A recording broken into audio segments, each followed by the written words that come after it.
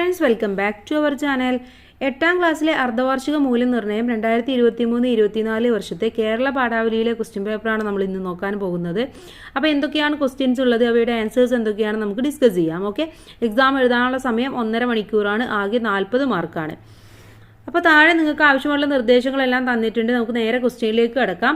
1 മുതൽ 5 വരെയുള്ള ചോദ്യങ്ങളിൽ 4 എണ്ണത്തിന് ഉത്തരം എഴുതാനാണ് പറഞ്ഞിട്ടുള്ളത്. ഒരു സ്കോർ വീതമാണ്, ഓരോന്നിനും ഓരോ മാർക്കാണ്. ഓക്കെ, ഒന്നാമത്തേത്, ഉള്ളിലലിഞ്ഞോതിനാൻ എൻ ചോറുമാ കഞ്ഞി വെള്ളത്തിലിട്ട് വിളമ്പിക്കോളൂ.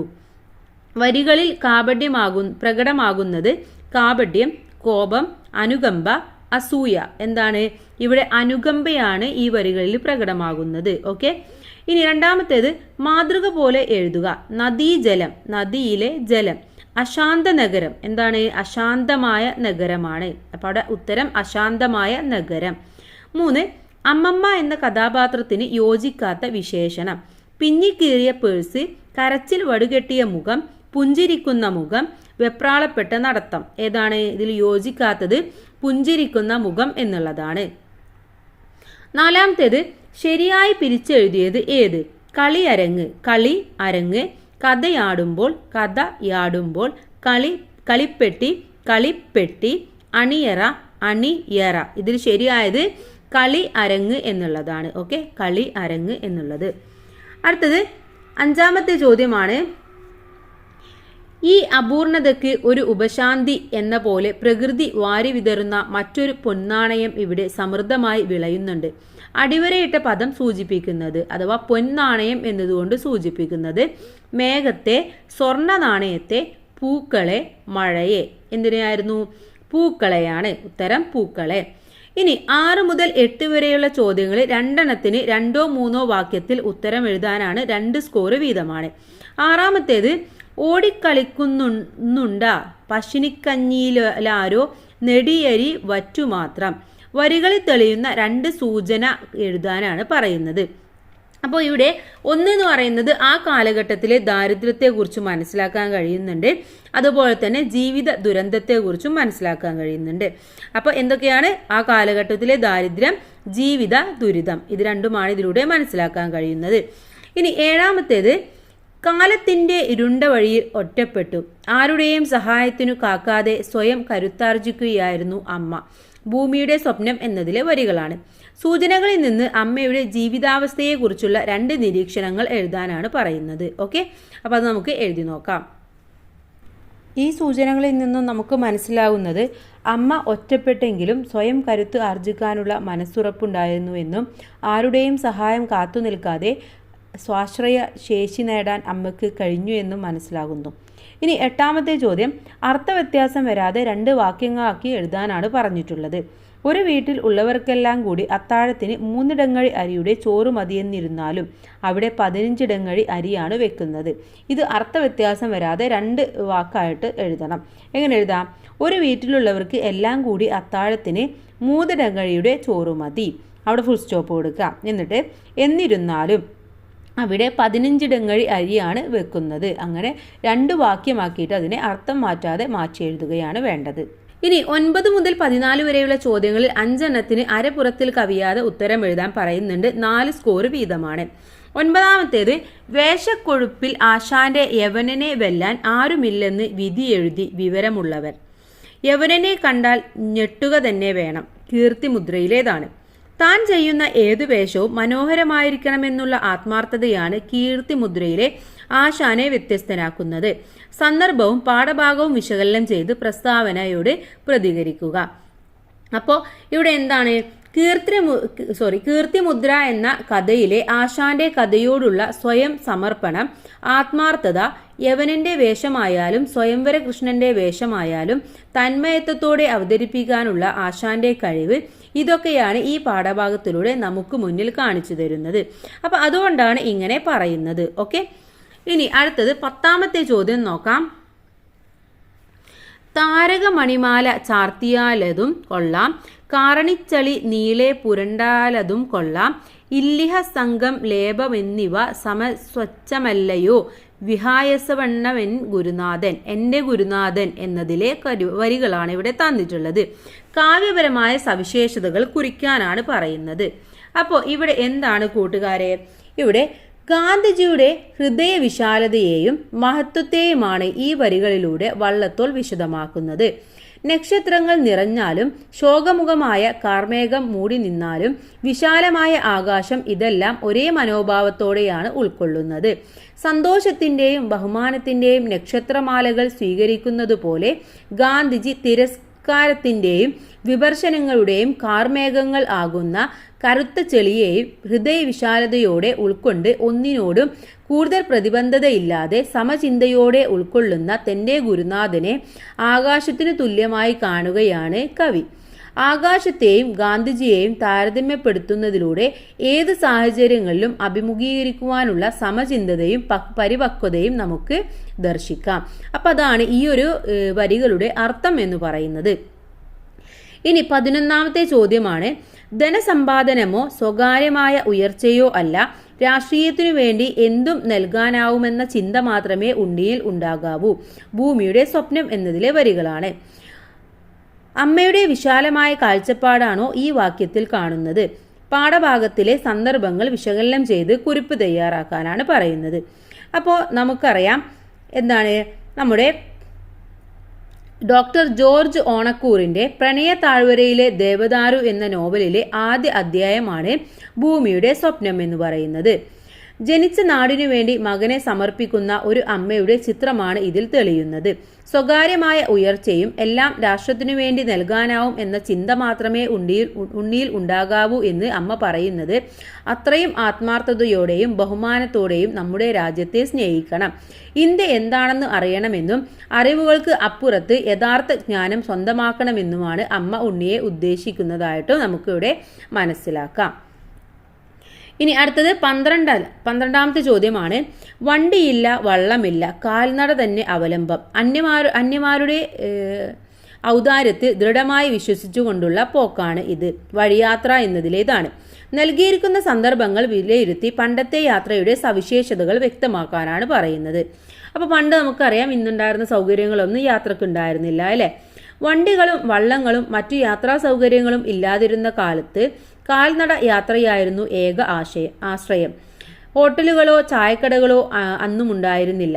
യാത്ര പോകുന്നവർ പൊതിച്ചോറ് കരുതുകയാണ് പതിവ്. എന്നാൽ ഒന്നും കരുതാതെ പോകുന്ന കൂട്ടരും ഉണ്ട്. വഴിയാത്രക്കാർക്ക് ചോറ് കൊടുക്കുക എന്നത് അക്കാലത്ത് ഗൃഹസ്ഥർക്ക് ഒരു അന്തസ്സായിരുന്നു. ഇങ്ങനെയുള്ള വീടുകൾ കാരണം യാത്രക്കാർക്ക് ഭക്ഷണത്തിന് ബുദ്ധിമുട്ടുണ്ടാകാറില്ല. അന്യന്മാരുടെ ഔദാര്യത്തിൽ ദൃഢമായി വിശ്വസിച്ചുകൊണ്ടുള്ള പോക്കാണ് ഇത് എന്ന് ലേഖകൻ പരാമർശിക്കുന്നത് ഇതുകൊണ്ടാണ്. പന്നെന്ന് പറയുന്നത് നമ്മൾ പറഞ്ഞു എന്താണ്, യാത്രക്ക് പോകാൻ ഒന്നും വണ്ടിയോ കാര്യങ്ങളോ ഒന്നും ഉണ്ടായിരുന്നില്ല. അത് മാത്രമല്ല ഭക്ഷണം പൊതി കെട്ടിയിട്ടാണ് കൊണ്ടുപോകാറ്. ചിലപ്പോൾ അതും കൊണ്ടുപോവില്ല, ചിലപ്പോൾ കൊണ്ടുപോയി കഴിഞ്ഞാൽ കഴിയും. അപ്പോഴും എന്താണ്, ആരും പട്ടിണി എടുക്കാറില്ല. കാരണം ഇത്തരത്തിലുള്ള വീടുകളൊക്കെ അന്നുണ്ടായിരുന്നു. അപ്പോൾ അവരൊക്കെ ഭക്ഷണം കൊടുക്കാറുണ്ടായിരുന്നു. അതാണ് ഇവിടെ പറയുന്നത്. ഇനി 13ാമത്തേത്, ഉമ്മ വിളമ്പിയ ചോറിന് മുമ്പിൽ ഞാൻ ചുമ്മാ മുഖം കറുപ്പിച്ചിരുന്നു. നീറുമെന്നുള്ളം കുറുകി പഴയറി ചോറെനിക്കുണ്ടല്ലോ വേണ്ടുവോളം, വേദം എന്നതിലേതാണ്. കുട്ടിയുടെ വ്യത്യസ്ത മനോഭാവമാണല്ലോ വരികളിൽ തെളിയുന്നത്. താരതമ്യം ചെയ്ത് കുറിപ്പ് തയ്യാറാക്കാനാണ് പറയുന്നത്. ഓക്കെ, അപ്പോൾ ഇവിടെ വൈദേശാധിപത്യം യുദ്ധക്കെടുതികളും കേരളത്തിലെ മിക്ക ഗ്രാമങ്ങളെയും പട്ടിണിയിലാഴ്ത്തിയ ഒരു കാലമുണ്ടായിരുന്നു. ഉമ്മ വിളമ്പിയ ചോറിനു മുമ്പിൽ മുഖം കറുപ്പിച്ചിരിക്കുകയായിരുന്നു കുട്ടി. ഉപ്പേരിയും കറിയും മീനും ഒന്നുമില്ല.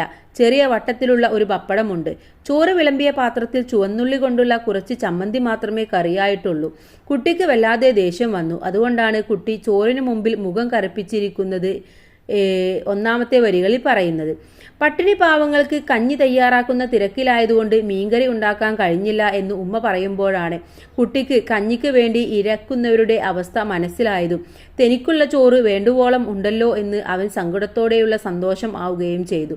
ഭക്ഷണത്തിന്റെ വില വേണ്ടുവോളം മനസ്സിലാക്കിയാൽ നമുക്ക് ഒരിക്കലും അതിലേക്ക് കൂട്ടാനില്ലാത്ത അല്ലെങ്കിൽ തനിക്കിഷ്ടപ്പെട്ട വിഭവം ഇല്ലാത്ത സങ്കടം ഇല്ലാതായി മാറും. ഓക്കെ, അപ്പോൾ അതാണ് ഈ ഒരു 2 വരികളിലൂടെ പറയുന്നത്. അടുത്തത് 14ാമത്തെ ചോദ്യമാണ്, പൂന്തോട്ടത്തിൽ രാജാക്കന്മാരുടെ പരിലാളനയേറ്റ് വളരുന്ന പൂവല്ലി, ആരും പരിചരിക്കാതെ എവിടെയെങ്കിലും പൊട്ടിമുളക്കുന്ന പാഴ്വള്ളി, സൂര്യന് ഇവ രണ്ടും ഒരുപോലെയാണ്. സൂചനകൾ പരിഗണിച്ച് പ്രകൃതി നൽകുന്ന പാഠങ്ങളെക്കുറിച്ച് നിങ്ങളുടെ അഭിപ്രായം എഴുതാനാണ് പറയുന്നത്. അപ്പോൾ ഇവിടെ 2 തരത്തിലുള്ള പറഞ്ഞിട്ടുള്ളത് അല്ലേ. ഒന്ന് പൂന്തോട്ടത്തിൽ രാജാക്കന്മാരൊക്കെ ഇങ്ങനെ അവർ അതിന് വേണ്ട ആവശ്യങ്ങളും വെള്ളവും മാനുവറും ഒക്കെ കൊടുത്ത് വളർത്തുന്നത്. മറ്റൊന്നേന്ന് പറയുന്നത് എന്താണ്, ഒന്നും നോക്കാതെ ശ്രദ്ധിക്കാതെ വളരുന്ന ഒരു പാഴ്വള്ളി. അപ്പോൾ പ്രകൃതിക്ക് ഭൂമിയിലെ സർവ്വചരാചരങ്ങളും ഒരേപോലെയാണ് എന്ന വലിയ സത്യമാണ് ഈ സൂചനകളിലൂടെ നമുക്ക് ലഭിക്കുന്നത്. പൂന്തോട്ടത്തിൽ രാജാക്കന്മാരുടെ പരിലാളനയേറ്റ് വളരുന്ന പൂവല്ലിയും ആരും പരിചരിക്കാതെ ആരും നോക്കാതെ എവിടെയെങ്കിലും പൊട്ടിമുളക്കുന്ന പാഴ്വള്ളിയും സൂര്യന് ഒരേപോലെയാണ്. ഇവർക്ക് 2 പേർക്കും എന്താണോ പ്രകൃതിയും സൂര്യനും നൽകേണ്ടത് അത് തുല്യ രീതിയിൽ നൽകുകയും ആരോടും അസമത്വം കാണിക്കുകയും ചെയ്യുന്നില്ല. ആവശ്യമായ സൂര്യപ്രകാശം, വെള്ളം, മണ്ണ് തുടങ്ങിയ ആവശ്യഘടകങ്ങൾ എല്ലാം ആവശ്യാനുസരണം നൽകുകയും 2നെയും ഒരേപോലെ പരിചരിക്കുകയുമാണ് ഭൂമിയും സൂര്യനും അടങ്ങുന്ന പ്രകൃതി ചെയ്യുന്നത്. അഥവാ ഭൂമിക്ക് ആരോടും യാതൊരു വേർതിരിവോ വിവേചനമോ ഇല്ല എന്നും എല്ലാവർക്കും ആവശ്യമായ എല്ലാതും ചെയ്തു കൊടുക്കുകയും ചെയ്യുന്നുണ്ടെന്ന സത്യമാണ് ഇതിലൂടെ നമ്മൾ ഓർക്കേണ്ടത്. എന്നിട്ടും മനുഷ്യരുടെ സ്വാർത്ഥ താല്പര്യങ്ങൾക്ക് വേണ്ടി പ്രകൃതിയെ നശിപ്പിച്ചു കൊണ്ടിരിക്കുന്നു. അപ്പോൾ ഈ ഒരു സന്ദേശമാണ് നമുക്ക് ഇതിലൂടെ മനസ്സിലാക്കാൻ വേണ്ടി സാധിക്കുന്നത്. ഇനി അടുത്ത നോക്കാം. അടുത്ത ചോദ്യം 15ാമത്തെ ചോദ്യമാണ്. 15 മുതൽ 17 വരെയുള്ള ചോദ്യങ്ങൾ 2 എണ്ണത്തിനാണ്. ഒരു പുറത്തിൽ കവിയാതെ ഉത്തരം എഴുതാൻ പറയുന്നുണ്ട്. 6 സ്കോർ വീതമാണ്. 15ാമത്തേത്, ലോകമേ തറവാട് തനിക്ക് ചെടികളും പുൽക്കളും പുഴുക്കളും കൂടിതൻ കുടുംബക്കാർ എൻ്റെ ഗുരുനാഥനിലെ വരികളാണ്. സർവ്വചരാചരങ്ങളെയും സ്വന്തം കുടുംബക്കാരായി കണ്ട മഹാത്മാവാണ് ഗാന്ധിജി. കവിതയിലെ വരികളും മേൽ സൂചിപ്പിച്ച പ്രസ്താവനയും വിലയിരുത്തി ഗാന്ധിജിയെക്കുറിച്ച് സ്കൂൾ അസംബ്ലിയിൽ അവതരിപ്പിക്കാൻ പ്രസംഗം തയ്യാറാക്കാനാണ് പറയുന്നത്. അപ്പോൾ നമുക്ക് ആ ഒരു പ്രസംഗം നോക്കാം. മാനസദസ്സിന് വന്ദനം. സത്യത്തിൻ്റെയും ധർമ്മത്തിൻ്റെയും അത്യാഗ്രഹത്തിൻ്റെയും പാതയിലൂടെ ഒരു മഹാസാമ്രാജ്യത്തെ കീഴടക്കാമെന്ന് നമുക്ക് കാട്ടിത്തന്ന മഹാനായ വ്യക്തിയാണ് ഗാന്ധിജി. സർവ്വചരാചരങ്ങളെയും സ്വന്തം കുടുംബക്കാരായി കണ്ട മഹാത്മാവാണ് ഗാന്ധിജി. അദ്ദേഹത്തിൻ്റെ ചില ദർശനങ്ങളിലൂടെ നമുക്കൊന്ന് സഞ്ചരിക്കാം. മഹാത്മാ ഗാന്ധിയുടെ അതിമഹത്തായ ജീവിത ദർശനങ്ങളും വിശ്വമാനവികതയെ വരച്ചുകാട്ടുന്ന കവിതയാണ് എൻ്റെ ഗുരുനാഥൻ. ഗാന്ധിജിയെ തൻ്റെ ഗുരുനാഥനായി അംഗീകരിക്കുകയും അദ്ദേഹത്തിൻ്റെ തിളക്കമാർന്ന വ്യക്തിത്വത്തെ വിശദീകരിക്കുകയുമാണ് കവി. ലോകത്തെ ഒരു തറവാടായി കാണുകയാണ് മഹാത്മാവ്. പുല്ലുകളെയും പുഴുക്കളെയും എന്നുവേണ്ട സർവ്വചരാചരങ്ങളെയും കുടുംബാംഗങ്ങളായാണ് അദ്ദേഹം കണ്ടത്. വസുദൈവ കുടുംബകം എന്ന ആർഷജ്ഞാനത്തിൻ്റെ പ്രതിഫലനം നമുക്കിവിടെ കാണാം. ത്യാഗം നേട്ടമായി വിനയത്തെ ഉന്നതിയായും കാണുന്ന ഗുരുനാഥൻ എല്ലായിടത്തും ജയിക്കുന്നു. കർമ്മയോഗത്തിൽ മുഴുകിയ മഹാത്മാവ് മറ്റുള്ളവരുടെ നന്മയെ ലക്ഷ്യമാക്കിയാണ് പ്രയത്നിച്ചത്. അതുകൊണ്ട് തന്നെ ലോകത്തിൻ്റെ എല്ലാ പുല്ലുകളെയും പുഴുക്കളെയും നമുക്ക് കുടുംബാംഗങ്ങളായി കാണാനും അവയെ സംരക്ഷിക്കാനും അവർക്ക് ആവശ്യമുള്ള കാര്യങ്ങൾ ചെയ്തു കൊടുക്കാനും കഴിയണം. എല്ലാവർക്കും അങ്ങനെ കഴിയട്ടെ എന്ന് ആശംസിച്ചുകൊണ്ട് നിർത്തുന്നു. നന്ദി. അപ്പോൾ ഇങ്ങനെയാണ് നിങ്ങളൊരു പ്രസംഗം തയ്യാറാക്കേണ്ടത്. ഓക്കെ. അപ്പോൾ പ്രസംഗം എഴുതുമ്പോൾ എന്താണ്, നമ്മുടെ മുന്നിലുള്ള സദസ്സിനെ അഭിസംബോധന ചെയ്യണം. അതുപോലെ തന്നെ പ്രസംഗം നിർത്തുകയും വേണം. നമ്മുടെ ടോപ്പിക് എന്താണോ അല്ലെങ്കിൽ എന്താണോ വിഷയം അത് നല്ല രീതിയിൽ അവതരിപ്പിക്കുകയും വേണം. ഇനി 16ാമത്തെ ചോദ്യമാണ് അടുത്തതായിട്ട് നോക്കുന്നത്. അങ്ങനെ തികച്ചും മതേതരത്വവും മാനവികതയും ഉറച്ചു നിൽക്കുന്നതായ ഒരു പുതിയ യുഗപ്പിറവിയായി മാറി ദുരന്തം വിതച്ച പ്രളയം. മുമ്പ് പരസ്പരം മിണ്ടുക പോലും ചെയ്തിട്ടില്ലാത്തവർ സ്വന്തക്കാരായി ഒരുമിച്ചു താമസിച്ചു. മാനവികതയുടെ തീർത്ഥം എന്നതിലേതാണ്. 2018 പ്രളയത്തെ അതിജീവിച്ചത് മാനവ സ്നേഹത്തിന്റെ ഉത്തമോദാഹരണമാണ്. തന്നിരിക്കുന്ന സൂചനകൾ വിലയിരുത്തി പ്രകാശം പരത്തുന്ന മനുഷ്യജീവിതങ്ങൾ എന്ന വിഷയത്തിൽ ഉപന്യാസം തയ്യാറാക്കാനാണ് പറയുന്നത്. അപ്പോൾ ഇവിടെ നമുക്ക് ഉപന്യാസം എഴുതുമ്പോൾ ഒരു തലക്കെട്ട് വേണം. അപ്പോൾ ഇവിടെ തന്നിട്ടുള്ളത് തന്നെ കൊടുക്കാം. പ്രകാശം പരത്തുന്ന മനുഷ്യജീവിതങ്ങൾ. ദുരന്തങ്ങൾക്കും അപകടങ്ങൾക്കും വേർതിരിവുകൾ ഇല്ല. എല്ലാ മനുഷ്യരെയും അത് ഒരുപോലെയാണ് ബാധിക്കുക. ജാതിയോ മതമോ രാഷ്ട്രീയമോ നോക്കാതെ, സ്ത്രീയെന്നോ പുരുഷനെന്നോ വേർതിരിച്ചു കാണാതെ, പണക്കാരനെന്നോ ദരിദ്രനെന്നോ വ്യത്യാസമില്ലാതെ എല്ലാവരെയും ഒരേപോലെ ബാധിക്കുന്നവ. പ്രളയം നമുക്ക് നൽകിയ ഏറ്റവും വലിയ പാഠവും അതുതന്നെയാണ്. നാം നമ്മുടേതെന്ന് അഹങ്കരിക്കുന്ന പലതും നിമിഷ നേരം കൊണ്ട് പ്രളയം കവർന്നുകൊണ്ടുപോകുന്നത് അനുഭവിച്ചറിഞ്ഞവരാണ് നമ്മൾ. എങ്കിലും പ്രളയം നമുക്ക് അതിജീവനത്തിൻ്റെയും ഉയർത്തെഴുന്നേൽപ്പിൻ്റെയും പാഠങ്ങൾ കൂടി പകർന്നു നൽകുകയുണ്ടായി. അതുവരെയും ശത്രുക്കളായി കരുതിയിരുന്നവരും നിസ്സാരരായി സമൂഹം വിലയിരുത്തുന്നവരുടെയും സേവനം പറഞ്ഞറിയിക്കാൻ കഴിയാത്തതാണ്. ദുരിതത്തിൽപ്പെട്ടവർക്ക് കൈത്താങ്ങായി വേർതിരിവുകൾ മറന്ന് എല്ലാവരും സേവന സന്നദ്ധരായി. ഒരുപാട് ജീവനുകൾ രക്ഷിക്കാനും എല്ലാം നഷ്ടപ്പെട്ടവർക്ക് സഹായമെത്തിക്കാനും നമുക്ക് കഴിഞ്ഞു. ഒരുമയോടെ കൂട്ടായ പരിശ്രമത്തിലൂടെ ഏതു പ്രതിസന്ധിയും തരണം ചെയ്യാനുള്ള ശക്തി നമുക്കുണ്ടെന്ന് പ്രളയം തെളിയിച്ചു. ദുരന്ത സമയങ്ങളിൽ മാത്രം ഉണ്ടാകേണ്ടതല്ല ഈ ഐക്യം എന്ന ഒരു ഓർമ്മപ്പെടുത്തൽ കൂടിയാണ് ഇത്. മത്സ്യത്തൊഴിലാളികളുടെ സേവനം പരാമർശിക്കാതിരിക്കാൻ കഴിയില്ല. സമൂഹം പുച്ഛത്തോടെ കണ്ടിരുന്ന ആ വിഭാഗത്തെ അന്നു മുതൽ നമ്മൾ ആദരിക്കാനും ബഹുമാനിക്കാനും തുടങ്ങി. അപ്പോൾ ഇങ്ങനെയാണ് നിങ്ങൾ ഈ ഒരു വിഷയത്തിൽ എന്തെഴുതേണ്ടത്, ഒരു ഉപന്യാസം എഴുതേണ്ടത്. അപ്പോൾ എന്താണ് ഉപന്യാസം എഴുതാൻ തന്നിട്ടുള്ളത് എന്നുണ്ടെങ്കിൽ ആ വിഷയം നമ്മൾ തലക്കെട്ടായിട്ട് കൊടുക്കുക. എന്നിട്ട് ആ വിഷയത്തിൽ നിങ്ങൾക്കറിയാവുന്ന കാര്യങ്ങളൊക്കെ നല്ല രീതിയിൽ എഴുതുക. ഇനി അവസാനത്തെ ചോദ്യമാണ് 17ാമത്തെ ചോദ്യം. ആശയം, ആസ്വാദനാംശങ്ങൾ, പ്രയോഗഭംഗി എന്നിവ പരിഗണിച്ച് കവിതയ്ക്ക് ആസ്വാദനം തയ്യാറാക്കുക എന്നാണ് പറഞ്ഞിട്ടുള്ളത്. ഇവിടെ അമ്മ വിളിക്കുന്നു എന്ന കവിതയാണ് തന്നിട്ടുള്ളത്. അമ്മ വിളിക്കുന്നു, പോരുവിൻ മക്കളെ, അമ്മയോടൊപ്പം നടുക്കുവിൻ മക്കളെ, അമ്മയോടൊത്ത് നടക്കുക, അമ്മതൻ അൻപിനോടൊത്ത് നടക്കുക, അൻപുറ്റൊരമ്മ തൻ സ്വപ്ന പാതേയമെടുത്തുകൊൾക്കമ്മ തൻ സൂര്യത്തിടമ്പിനെ നമ്മുടെ നെഞ്ചോട് ചേർത്തു പിടിച്ചു നടക്കുക, എന്നുമീ അമ്മക്ക് താങ്ങായി നടക്കുക. ONV കുറിപ്പിൻ്റെതാണ്. ഇവിടെ അൻപ് എന്ന് പറഞ്ഞാൽ സ്നേഹം എന്നാണ്, പാതേയം എന്ന് പറഞ്ഞാൽ പൊതിച്ചോറ് എന്നതാണ്. അപ്പോൾ ഈ ഒരു കവിതക്കാണ് നമ്മൾ എന്ത് ചെയ്യേണ്ടത്, ഒരു ആസ്വാദനക്കുറിപ്പ് തയ്യാറാക്കേണ്ടത്. അത് നമുക്ക് എഴുതാം. പ്രശസ്ത എഴുത്തുകാരൻ ONV കുറിപ്പിൻ്റെ അമ്മ വിളിക്കുന്നു എന്ന കവിതയിലെ വരികളാണ് ഇവിടെ തന്നിട്ടുള്ളത്. വളരെ ലളിതമായ ഭാഷയിൽ ആർക്കും മനസ്സിലാകാവുന്ന രീതിയിലാണ് കവി ഈ കവിത എഴുതിയിട്ടുള്ളത്. അമ്മയുടെ മാതൃസ്നേഹത്തെക്കുറിച്ചും അമ്മ വിളിക്കുന്നു, അമ്മയുടെ കൂടെ മക്കളെ നിങ്ങളും പോരൂ എന്ന് തുടങ്ങുന്ന വരികളാണ് ഇതിൽ ഉള്ളത്. അമ്മയുടെ സ്നേഹത്തോടൊപ്പം പൊതിച്ചോറും എടുത്ത് നിങ്ങൾ നടക്കുക, നിങ്ങളുടെ നെഞ്ചോട് ചേർത്ത് പിടിച്ച് അമ്മയെ താങ്ങായും തണലായും കൊണ്ടുപോവുക. ഇത്തരത്തിലുള്ള സന്ദേശമാണ് ഈ വരികളിലൂടെ തെളിയുന്നത്. എന്നും ഈ അമ്മയ്ക്ക് താങ്ങായി നടക്കുക എന്നുള്ളതാണ് എനിക്ക് ഏറ്റവും ഇഷ്ടപ്പെട്ട വരി.